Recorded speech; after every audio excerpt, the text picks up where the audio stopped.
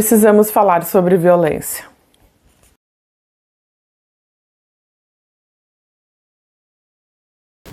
A violência não é apenas um evento isolado, como a gente discutiu no início da série. E como vimos no último vídeo, ela pode ser medida e analisada a partir de dados. E quando esses números começam a aparecer, eles mostram algo importante e preocupante. A violência não está distribuída de forma igual. Alguns grupos aparecem muito mais que os outros. E isso nos leva a uma pergunta central. Por que algumas pessoas estão mais expostas à violência do que as outras? Existem fatores individuais ou são fatores sociais que nos ajudam a explicar esse fenômeno? E é isso que a gente vai começar a entender agora. Quem são os grupos mais vulneráveis à violência e o que está por trás disso? É comum pensar que a violência acontece por acaso, mas quando olhamos para muitos casos ao mesmo tempo, ela deixa de parecer aleatória e começam a surgir padrões. E esses padrões mostram que alguns grupos e alguns lugares são muito mais afetados que os outros.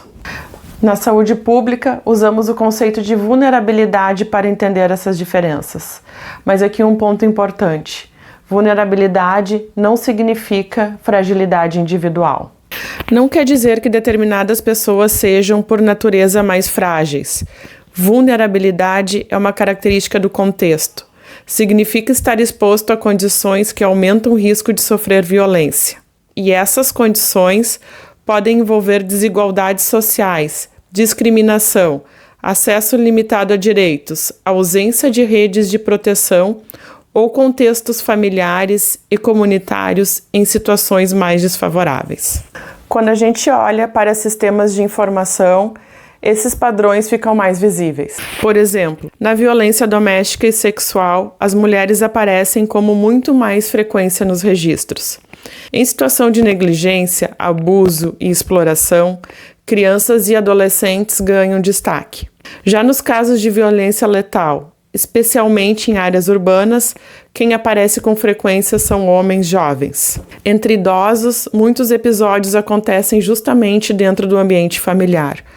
Ou seja, diferentes grupos são expostos a diferentes formas de violência. Aqui a gente precisa ter cuidado com uma interpretação comum. Quando falamos em grupos mais vulneráveis, pode parecer que essa vulnerabilidade é da pessoa, mas não é. Ela está nas condições em que as pessoas vivem e isso é o que aparece nos dados. A violência não surge apenas de características individuais. Ela está profundamente relacionada a condições sociais, econômicas e culturais, que podem aumentar ou reduzir o risco de acontecer. Por isso, compreender vulnerabilidades não é apenas apontar culpados, é entender onde os riscos estão concentrados e onde a prevenção precisa chegar primeiro. Quando conseguimos identificar quem está mais exposto, conseguimos direcionar políticas públicas, fortalecer redes de proteção, planejar ações de prevenção, distribuir recursos de forma mais eficiente. Os dados não servem apenas para descrever o problema,